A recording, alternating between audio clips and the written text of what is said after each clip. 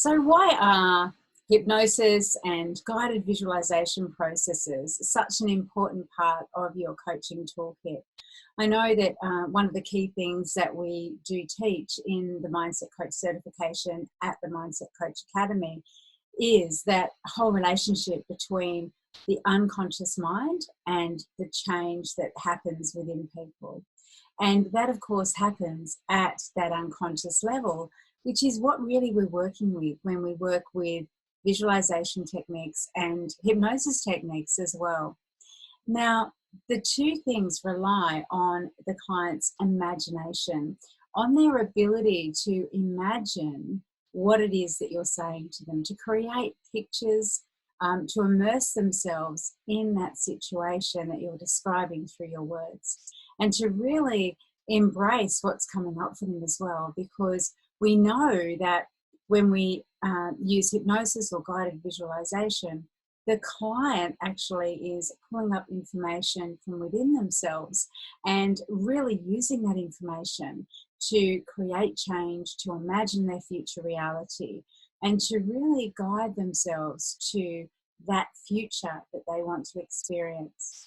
And so there are some distinctions, of course, between the two different modalities. So visualization is a process of relaxation, the same as hypnosis. It's a relaxed process.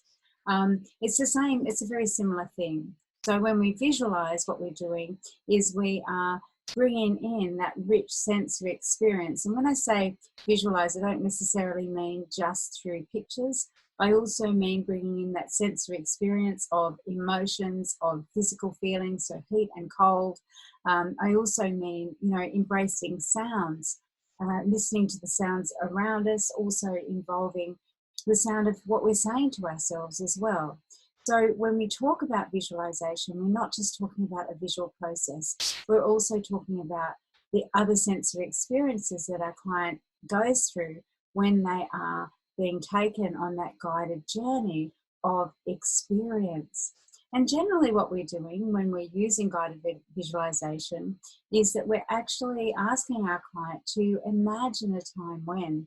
So imagine a time in the future when they're living their ideal day, when they're in that future self, when they're embracing that experience.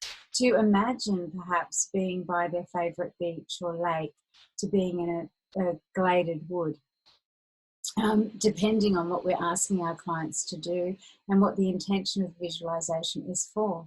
Now, of course, these guided visualization experiences are very useful when it comes to techniques like having our client put a goal into their future, which we use as part of timeline therapy, where we have our client go out into that unspecified date in the future where their goal will be a reality. And we ask them to notice everything that's happening at that time, and then also to notice and visualize all the things that they've done all the way back to now in achieving that goal. So what are all the steps they've taken? And we ask them to actually be consciously aware of that. With guided visualization as well, what we're asking our clients to do through very generic language prompts and scripts is to actually imagine themselves in that ideal situation, in that ideal life, in that time when they've achieved the goal. And so it's very, very powerful, because the thing about the unconscious mind is that it doesn't know the difference between fiction and reality. And so the more that we take the opportunity to visualize our goals and desires and what we want to have in life, the more it does become a reality, the more those neurons fire off, the more they work together, and the more they start to recognize those opportunities that will help that reality to become in place, like to be manifested, right? The more that they will recognize when they have reached their goals, when their desires have been realized. And it's interesting, because if I asked you now just to imagine that you are going to your fridge and you're going to open the fridge and you're going to take out a lemon, and you're going to feel the weight of the lemon in your hand, and you can feel the skin, and you can perhaps smell that citrus smell of the lemon. I want you to take that lemon in your hand, and I want you to walk it over to the kitchen bench and grab a sharp knife and cut that lemon open. And perhaps there's that little spritz of citrus that comes up and you can smell the citrus and hold that lemon up to your nose and take a deep breath in, inhaling its lemony scent. And then what I want you to do is to take a bite of that lemon, bite right in deeply to that juicy flesh of that lemon. And what happens? My guess is that your lips are going to pucker and that you're going to taste that sourness of the lemon. And you can taste it, yet you haven't got that lemon in your hand. It is not reality. You've visualized it, you've imagined it into being. And this is how we can use visualization, because what we visualize becomes true for us, right? There's no distinction in those two experiences. We know on the one hand that we don't have a lemon in our hand. But on the other hand, we can very readily and very easily imagine it to be so, imagine it into existence. So not only do we have the visual representation of that, we have the olfactory through the smell, the gustatory through the taste, and we even have that physiological reaction of more saliva coming into our mouth and our lips puckering at the response to the sourness that that lemon presents. And so when we are asking our clients what do they want in terms of their goals, what we also want to do, of course, is to elicit that sensory experience from them of how will they know when they actually have the goal? How will they know when it is a reality for them? And once we know that, once we know what their reality is, what will they be seeing, hearing, feeling, saying to themselves when they have achieved the goal? That's beautiful information that we've got to be able to then create guided visualizations, to be able to let our clients know and demonstrate in a very real-time way that they can picture themselves there, that they can see themselves having the goal, that they can experience it being a reality. And every client will have different factors, different elements that will demonstrate to them that they know that they've achieved that goal. And taking the time to explore with your client all of those things is so very powerful. You know, it's like the ideal day exercise. What will you be seeing, hearing, feeling, saying to yourself? What will you be doing in your ideal day? What will happen when you wake up in the morning? Where will you wake up? What's the first thing that you'll do? And take me through an entire day just like that. And your client can really readily imagine those things. Reality is that if they can imagine them, they can also bring them into being. And so visualization techniques for, inspiration, for helping our clients move towards their goals, for helping them to embrace it and make it a reality in the now, so important. Visualization in terms of helping our clients achieve deeper states of calm, relaxation, confidence, especially when coupled with things like anchoring, are very, very powerful. And so visualization is a key element in our toolkit, and you as a coach can record some guided visualizations for your clients that you know are going to benefit them, depending on your niche, depending on who you work with. You can have some standard visualizations that you offer up to your clients. It could even be something that you offer as a lead magnet or a free download, to give people a taste of what it's like to work with you. So visualization is very important. Now, the other information, of course, that we gain when we ask our clients what it is they desire is we also find out information about what's holding them back. And we have a number of different techniques to do this, to elicit, limiting beliefs, limiting decisions, sabotaging behaviours, habits that maybe don't serve our clients very well. We have techniques to identify where values are out of alignment. And this is where hypnosis and hypnotherapy can be a very, very powerful tool, because what we do there is we work with the unconscious mind in an even deeper level than we do with visualization. So visualization is a great way to prepare your client for hypnosis, because it trains them to know that they can visualize. And hypnosis just takes it that little bit deeper.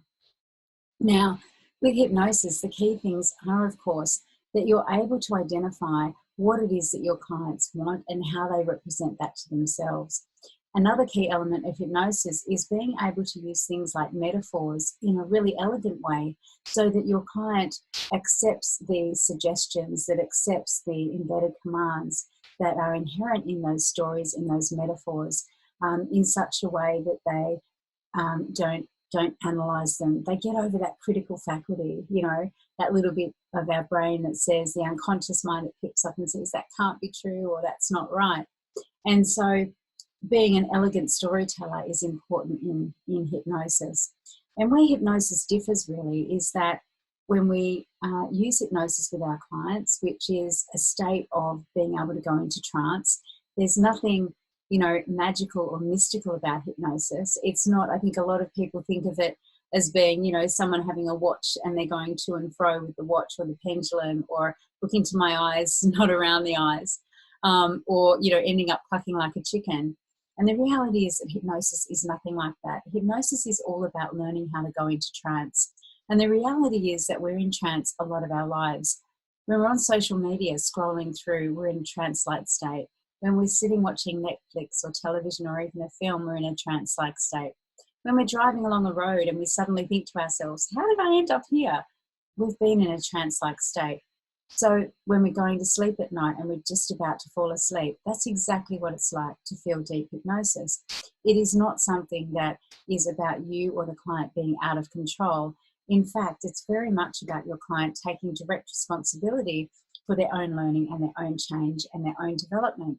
And so when you learn hypnosis and hypnotherapy, what you're really learning how to do is to help your client to go into trance really effectively. And so hypnosis is that process of really helping your client to go into trance, to induce them into a trance, and then to deepen that trance, and then do the change work. Now, the change work is where we start to do things like embed those suggestions and those commands, those suggestions for change, those suggestions about how life will be, those suggestions about different choices or decisions our client may make. So, for example, if our client wants to start to be more visible online, then we might establish some habit triggers or some strategies for them that we then put as an embedded command or suggestion into that process. If they're unaware of the obstacles that they're facing, we may use a script where we use a wall as a demonstration, where they have to identify what that wall represents for them and bring it into conscious awareness. It may be that we want our clients to become more confident, or to sleep more effectively, or to lose weight. All of these things are really useful to use as hypnosis and hypnotherapy, and we have such a vast range of scripts for all kinds of things. And I think the key thing that we want to do is to, with our clients, is to fully understand how they're doing the problem at the moment. So what's the strategy and what's the desired outcome? Sometimes clients might come to me and say, I want to be more confident. And what we want to do is really change that into a behaviour. So what we want to understand through the hypnosis interview is, when you are more confident, what will you be doing? Okay. If someone wants to become fit, for example, when you are fit, what will you be doing? I want to get visible on social media. When you are visible, what will you be doing? So what we really want to ascertain from our client is that whole sensory understanding of what it will be like for them when they've achieved the goal. And we do this when we elicit the goal with them, when we have that goal discussion. We also do this when we do the hypnosis interview, so that we really understand in their own words, in their own language, how that goal is represented for them, because then what we can do is weave and embed it into that hypnotherapy script. Now, the other thing, of course, that we want to do when we're working with our clients in hypnotherapy is to be able to help them to have certain commands that they know that they are going to recognize in conscious uptime as being the trigger for them to maybe do a new habit. So say, for example, if someone automatically, if they're feeling a little bit low, or their feelings have been hurt, and they're used to emotional eating, for example, what we would do there is we would give them a different alternative behaviour, install a different habit based on that trigger. And so that's very, very powerful. So instead of going to the cupboard and reaching for the bag of Doritos, or going to the fridge and reaching for a bottle of wine, we may embed that they've got other alternatives, like, for example, to call a friend, to do some journaling, to go for a walk, whatever it is that they want to do in that alternative reality. Okay, so when I'm not emotional eating or reaching for alcohol, what am I doing instead? And we would embed that through, as I said before, metaphors are incredibly powerful as well, telling those stories to our clients that they then visualize and integrate as being opportunities for them to really reframe what's going on for them at the conscious level, and then they can get new meaning and new learning, and that's what it's all about. And of course, hypnosis and visualization are both very powerful tools when used to help create habits as well. And one of the habits, of course, that we create through hypnosis and through visualization and giving these as tasks to our clients is that we ask them to listen to the recordings for 21 days or 28 days or throughout the duration of our coaching with them, so that it becomes a habit in itself, in actually changing those neural pathways, in really strengthening their ability to visualize a new reality. We're really creating that opportunity for them to embed that tool and to use it really effectively to help them to create the change that they desire. Now, in the Mindset Coach Academy, of course, we provide you with scripts of guided visualization, as well as for hypnosis, hypnotherapy. We teach you how to write those scripts yourself to be really, really effective. And you have a brilliant experience of both of these tools and techniques through your training with us. And I'm curious to know, do you already use things like visualization with your clients? Do you already use hypnosis? Comment below, let me know. And I look forward to seeing you in next week's episode. Bye for now.